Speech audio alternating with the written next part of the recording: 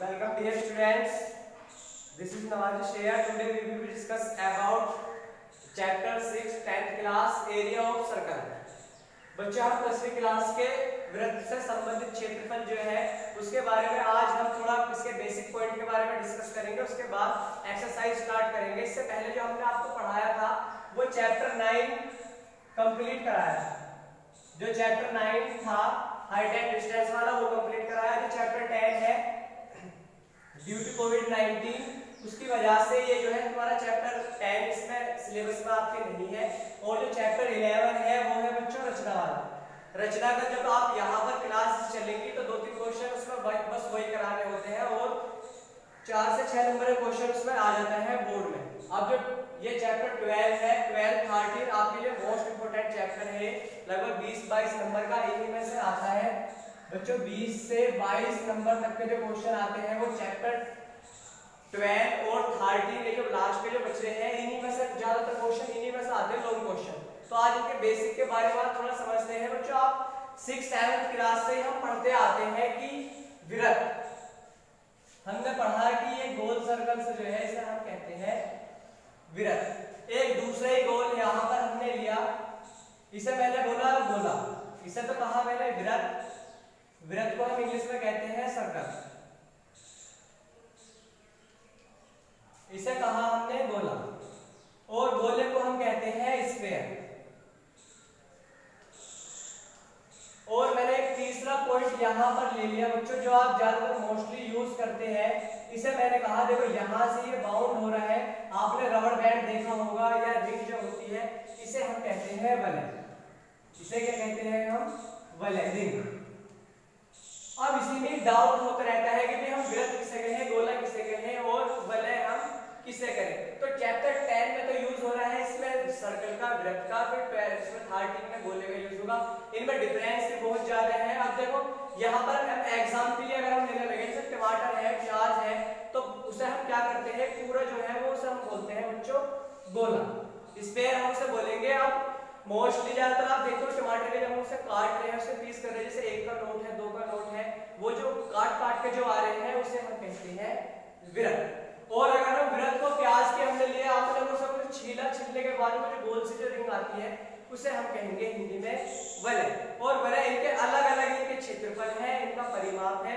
उनके बाद इनके सारे क्वेश्चन हम इसी के बेस पर करेंगे। सर्किल है, देखो बच्चों यहाँ से बीचों बीच आपने प्रकार जो होता है, प्रकार के लोग जहाँ पर रखते हैं उसे हम इस तरीके से घुमाते हैं। ड्राइंग में भी काफी यूज होता है। तो इसलिए बीच का जो होता है इसे हम कहते हैं बच्चों केंद्र, यानी कि सेंटर। क्या कहेंगे इसे? केंद्र कहेंगे, सेंटर। ये हो गया केंद्र। और यहाँ से यहाँ तक की जो दूरी होती है बच्चों जो प्रकार में लेके आप भरते हैं इसे हम कहेंगे त्रिज्या। और त्रिज्या को इंग्लिश में रेडियस कहते हैं। तो हमने से डिनोट जो करा वो हमने से आर से कहा कि त्रिज्या जो होती है ये आर होती है। अब यहाँ से यहाँ तक जो होती है ये पूरा जो केंद्र से ये सबसे बड़ी जो लाइन होती है यहाँ पर इसे हम कहते हैं व्यास। इसे क्या बोलेंगे हम? व्यास, डायमीटर हम इसको बोलते हैं व्यास। और बाकी जो होती है, बाकी जो सारी यहाँ से रेखाएं जो होती है इसको हम कहते हैं जीवा। तो क्वेश्चन ये उठता है कि वृत्त में या गोले में सबसे बड़ी जीवा कौन सी होती है? तो बच्चों सबसे बड़ी जीवा जो होती है, सबसे बड़ी जीवा व्यास होती है जो केंद्र से होकर जाती है। अब इसमें क्वेश्चन किस लेवल पे क्वेश्चन आएंगे ये तो आप 5वीं 6वीं 7वीं क्लास में हमने खूब चित्र बने ये आते हैं। अब यहाँ से यहाँ तक ये बच्चों हमने कहा कि ये त्रिज्या है।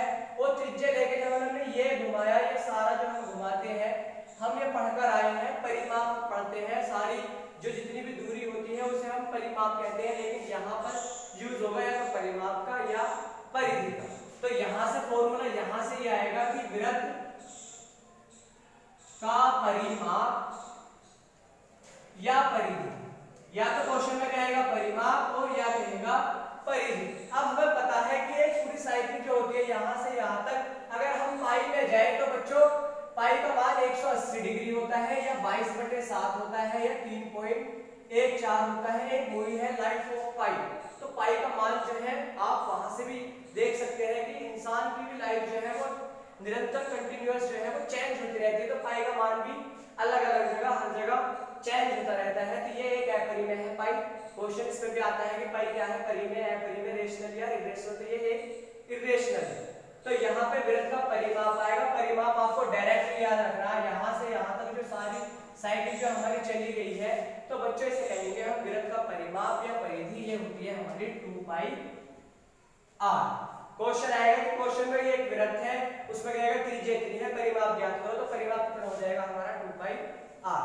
अगला क्वेश्चन ये आता है कि भाई ये जो वृत्त है, वृत्त ने यहाँ पर ये कितना, इसका टोटल एरिया कितना है, क्षेत्रफल। तो यहाँ पे आपको याद रखना है वृत्त का क्षेत्रफल, एरिया जो होता है वृत्त का एरिया बच्चों होता है पाई r स्क्वायर। r क्या है, r हमारे रेडियस है, हमारी त्रिज्या। अगर हम बात करें गोले की, तो बच्चों यहाँ पर गोला जो होता है, गोले का भी केंद्र होता, इसे हम केंद्र कहेंगे। यहाँ से यहाँ तक त्रिज्या होती है r, और ये होता है इसका परिमाप। ये चैप्टर हमारा 13 में यूज होगा, चैप्टर 13 में इनका यूज करेंगे हम, वृत्त का, बेलन का, शंकु का। तो ये पहले मैं यहाँ पर बता रहा हूँ, यहाँ पर गोला जो है स्फीयर, यहाँ से यहाँ तक त्रिज्या होती है, और ये सारा क्या होता है इसका परिमाप। तो परिमाप तो इसका बच्चों सेम ही होता है। यहाँ पर क्वेश्चन में आएगा कि गोले का परिमाप, गोले का परिमाप, तो परिमाप तो बच्चों इसका बिल्कुल सेम होता है 2 पाई r। लेकिन यहाँ पर इसका क्षेत्रफल और इसका क्षेत्रफल अलग हो जाता है। तो गोले का जो क्षेत्रफल होता है, गोले का क्षेत्रफल, गोले का क्षेत्रफल हो जाता है बच्चों पाई r स्क्वायर। तो अगर आपसे कोई पूछने लगे कि भाई वृत्त में और गोले में डिफरेंस क्या होता है, तो आप ये बता सकते हो पहला डिफरेंस तो कि सर गोले का क्षेत्रफल तो होता है 4 पाई r स्क्वायर, और वृत्त का होता है सिर्फ पाई r स्क्वायर से 4 गुना अधिक होता है। एक बात इसमें होती है, गोला है, गेंद है, तो गेंद को काटने के बाद उसमें हम पानी भर सकते हैं, लेकिन जो वृत्त है, वृत्त में हम कुछ नहीं भर सकते, तो इसका तो आयतन होता नहीं, गोले का आयतन होता है, गोले का आयतन। जो गोले का आयतन होता है बच्चों होता है 4/3 पाई r क्यूब। फिलहाल तो आज आपकी 12 पॉइंट एक्सरसाइज 12.1 जो हम कराएंगे वो सिर्फ इन बेस पे, इन दोनों फॉर्मूले के बेस पर होगी, 2 पाई r और पाई r स्क्वायर। ये आगे तक की बात मैं बता रहा हूँ, इसका परिमाप और इसका क्षेत्रफल।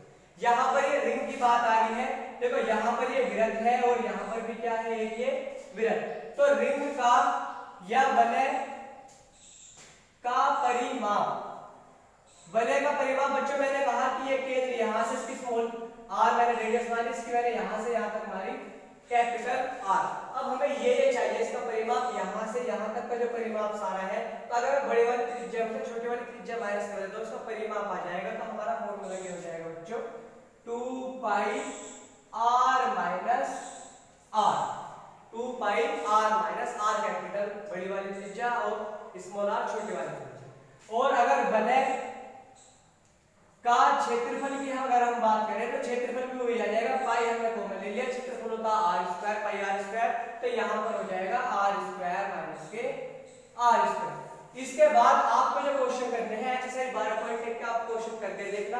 अगर क्वेश्चन कोई समझ में नहीं आए तो मैं क्वेश्चन अगले जो हमारी वीडियो उसमें मैं उसको क्वेश्चन को कराऊंगा ही। थैंक्स, कोई प्रॉब्लम आए तो बताना।